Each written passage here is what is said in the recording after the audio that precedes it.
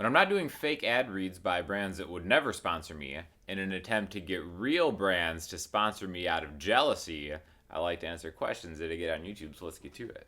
Good stuff as usual, Sean. I mean, there's no B flat in the video, but that's okay. We still love you. So we're going to talk about B flat in a second, but first I would like to tell you about the new Maserati MC20. Really super cool, fast-looking car that would be cool for you to buy. But if you missed it earlier in 2020, I had a vote to determine the official key of 2020 between B flat and between the key of D, right? It was what is now known as the contentious election, the most contentious election of 2020.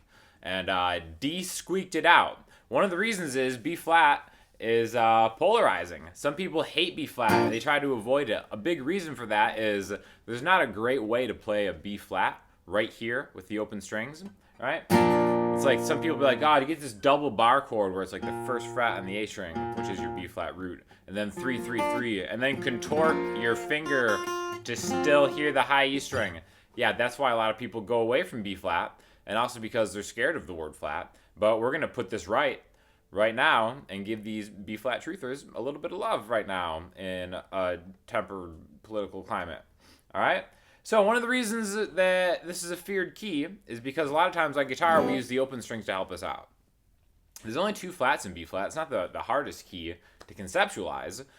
B is a flat and E is a flat. The thing that stinks about a guitar is, in standard tuning, E and B are half the open strings, right? So that kind of throws out just the open strings helping us out. But first of all, we're just going to learn a real quick thing on the A, D, and G strings, which are still our buddies, that will always kind of help you out. Open 1, 3, open 1, 3, open 2, 3. Okay? So A, D, G, open 1, 3, open 1, 3 on A and D. On the G string, open 2, 3. Okay, so technically we're starting on an A.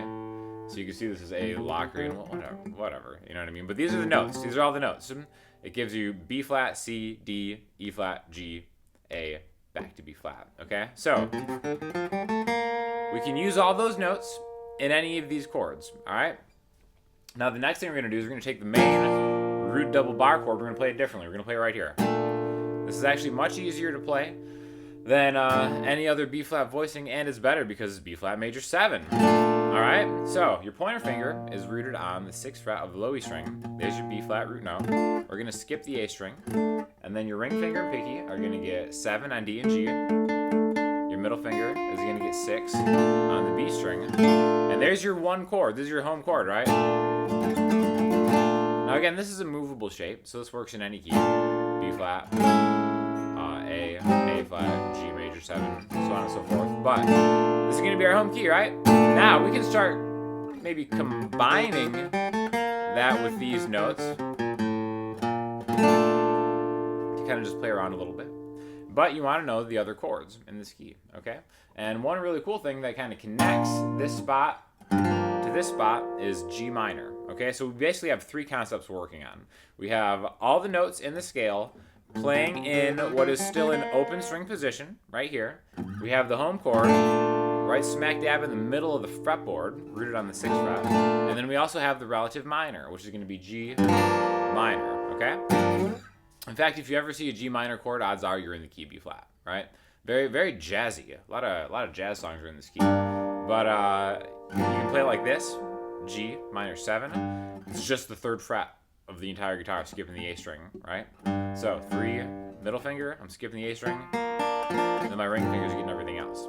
The more important thing about this being the relative minor is you can make this the minor pentatonic scale and get a lot of those notes in the B flat scale to kind of like arm yourself with ammunition for fighting those B flat songs, okay?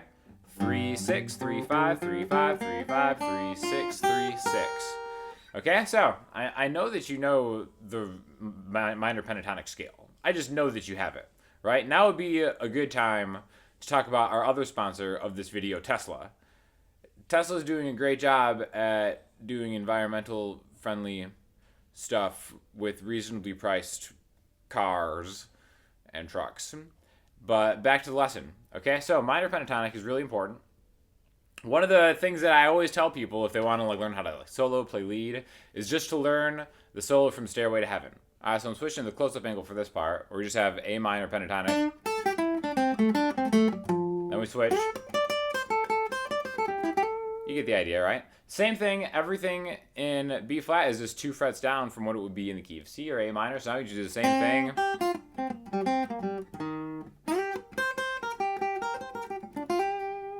Same difference. So yeah, so once you have that, you can just apply that to the chords in the key of B flat. I don't want to spend a ton of time going through everything. You know, if you want to learn how chords are made from a scale, check out the Patreon for sure. But, you know, we've got B flat major is the 1 chord, C minor is the 2 chord, D minor is the 3 chord, E flat major is the 4 chord, F or F7 is the 5 chord, G minor, relative minor, 6 chord. Then we've got this little A minor 7 flat 5 back to B, right? But I think it's really important that you kind of learn how those interact with maybe the open strings, that minor pentatonic, and then kind of add that home chord right there, and then just take those 3 kind of ingredients and then just start messing around in B flat, having a great time, impressing your friends, and then getting a Maserati or a Tesla, which is probably a poor choice having 2 car companies in the same ad read. So there must be a way to learn guitar and still be a clown. I mean, you seem to play very well. Any advice would be greatly appreciated.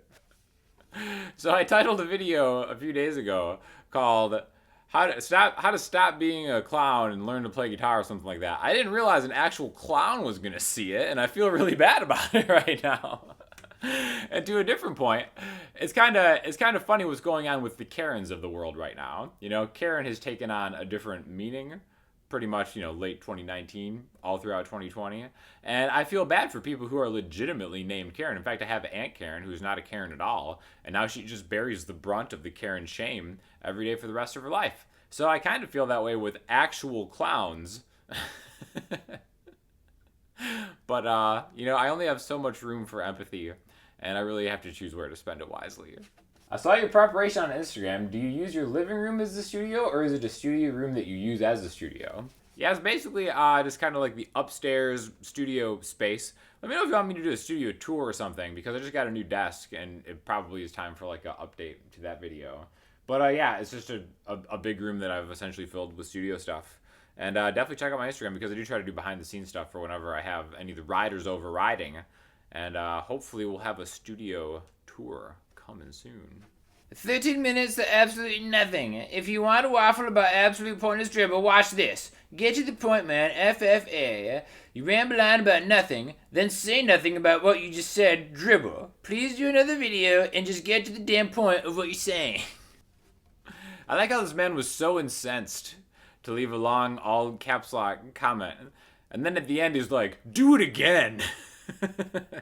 It's not like he can just find somebody else to watch. He wants me to remake it. You failed. Now do it again.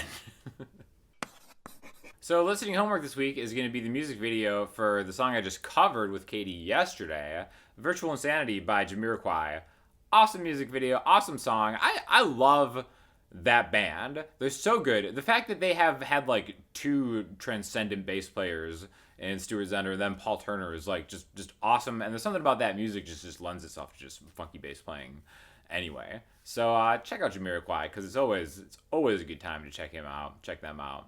And if you have any questions or comments, hit me up in the comment section, Instagram, Twitter, or the website. I'll talk to you soon. Thanks a lot.